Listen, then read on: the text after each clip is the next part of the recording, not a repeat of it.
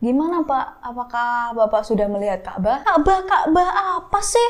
Orang saya nggak bisa melihatnya. Orang saya ini masih di depan rumah kok Ka'bah. Assalamualaikum warahmatullahi wabarakatuh. Berjumpa lagi dengan saya Frida Nurul Sabila dalam channel Hikmah Kehidupan. Kali ini saya akan menceritakan tentang kisah misterius. Kisah seorang dukun yang melaksanakan ibadah umroh namun tidak bisa melihat Ka'bah. Kok bisa ya seperti itu? Seperti biasa, sebelum saya melanjutkan ceritanya, jangan lupa untuk subscribe terlebih dahulu dan isi komentar di bawah. Untuk nama dan tempat kami samarkan guna kenyamanan kita bersama dan tak perlu lama-lama lagi, kita langsung masuk saja ke ceritanya.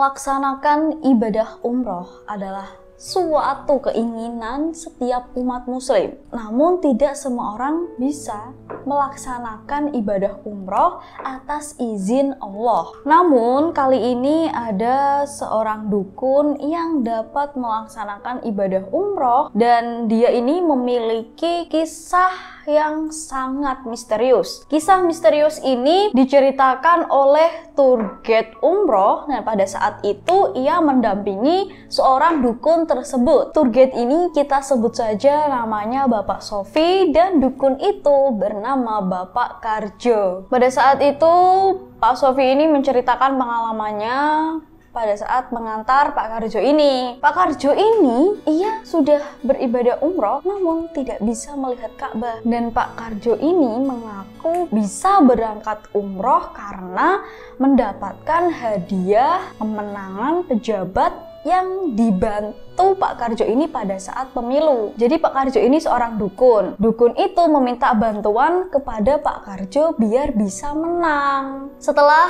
pemilu itu selesai, Pak Karjo ini pun berhasil membantu pejabat tersebut. Dan akhirnya Pak Karjo ini diberangkatkan umroh. Setelah Pak Karjo ini sampai di Mekah, Pak Karjo ini mengeluhkan kepada Pak Sofi bahwa Pak Karjo ini tidak merasakan bahwa dia sudah sampai di Mekah. Bahkan ketika menginap di hotel pun, menurut Pak Karjo ini yang ia rasakan sama seperti di hotel dekat rumahnya yang biasa ia lewati ketika berangkat kerja. Dan pada saat itu Pak Sofi ini mengajak dukun tersebut untuk melihat Ka'bah. Tapi setelah sampai di Baitullah, Pak Karjo ini tidak melihat Ka'bah sama sekali. Dan Pak Sofi pun bingung kenapa kok bisa seperti itu. Dan pada saat Pak Sofi ini menanyakan ke Pak Karjo malah marah-marah. Gimana Pak? Apakah Bapak sudah melihat Ka'bah? Ka'bah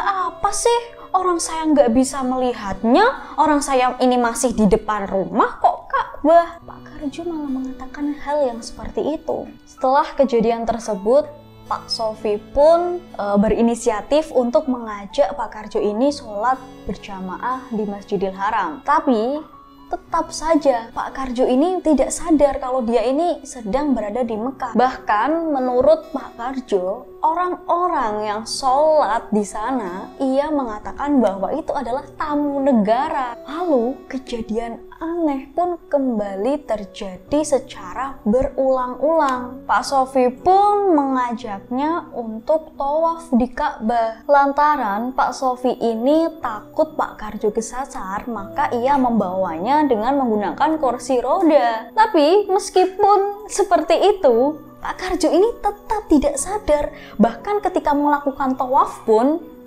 Pak Karjo ini malah merasakan ia sedang bersepeda berkeliling-liling di sekitar rumahnya. Setelah kejadian tersebut, Pak Sofi pun tidak menyerah. Lalu Pak Sofi ini mengajak Pak Karjo untuk sholat jamaah di Masjidil Haram lagi. Tapi tetap saja kejadiannya bahwa Pak Karjo ini tidak bisa melihat Ka'bah. Lalu Pak Sofi ini pun menasehati Pak Karjo bahwa Pak Karjo ini harus bertaubat. Pak, Bapak ini bertaubat, Pak. Ini kita sekarang sedang berada di depan Ka'bah dan peralatan yang biasa Bapak gunakan untuk dukun-dukun itu dibuang, Pak, ujar Pak Sofi seperti itu. Tapi sayangnya perkataan Pak Sofi ini justru malah membuat Pak Karjo marah. Loh, kenapa harus dibuang? Orang peralatan-peralatan ini terbuat dari Al-Quran. Karjo mengatakan hal yang seperti itu setelah beberapa hari kemudian, dan itu pada hari terakhir Pak Karjo ini baru sadar bahwa dia sudah sampai di Madinah. Bapak ini pun bilang, alhamdulillah kita sudah sampai di Mekah. Ujarnya seperti itu, padahal itu sudah hari terakhir dan Pak Karjo ini baru sadar, dan alhamdulillahnya Pak Karjo ini sudah mau bertaubat dan meninggalkan pekerjaan dukun tersebut. Begitulah kisah yang dapat saya sampaikan. Semoga bisa menjadi pelajaran dan bermanfaat untuk kita semua. Tetap dukung channel kita Hikmah Kehidupan dengan cara like, komen, dan subscribe. Terima kasih. Wassalamualaikum warahmatullahi wabarakatuh.